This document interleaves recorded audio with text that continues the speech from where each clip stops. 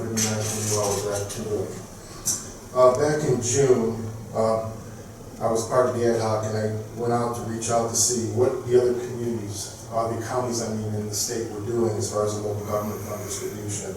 And I reached out to Medina, and they sent me their spreadsheet, and they basically said that they used the 1983 historical population data along with the current population, in which this case would be 2020, to come up with their formula. And what I did was I have their formula here, and I was running some numbers average compared to how we are compared to the population. And basically I found out that all their townships are getting between 9.94% to about 12.58% at the high end.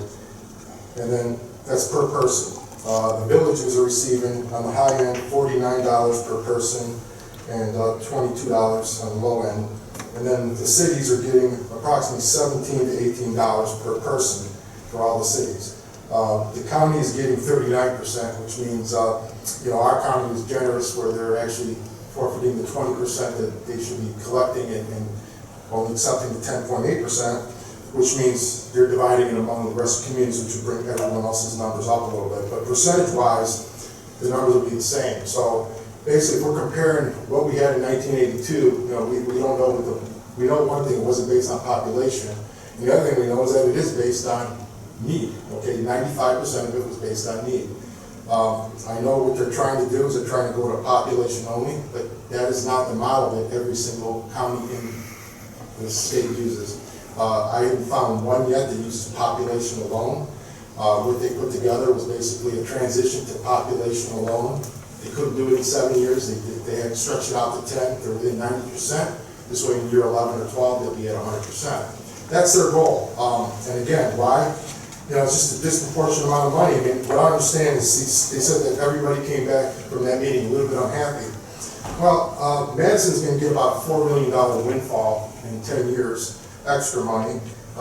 Perry, about $500,000. Leroy, $500,000. Concord, these are all approximate. $6 million. Painesville Township, $5 million. Who's going to lose? All the villages will lose about $2 million total combined over the 10 years. They did give us a little bit more, a cushion, but this is going to be after the 10 years, we'll be at that amount. And then as far as the cities, Willoughby is going to lose about $5 million, Willowick $4 million, and Wickliffe $4 million. So these are the frontline communities that basically we need to rely on this money. I mean, what they did was they took it from the municipalities that they thought were overcompensated per the 1982 formula, and they gave it to basically townships, which they felt were undercompensated. Again, I've still yet to find a county that goes population alone on distribution, and again, I don't understand how, the townships were a little bit unhappy when they're getting all that extra money.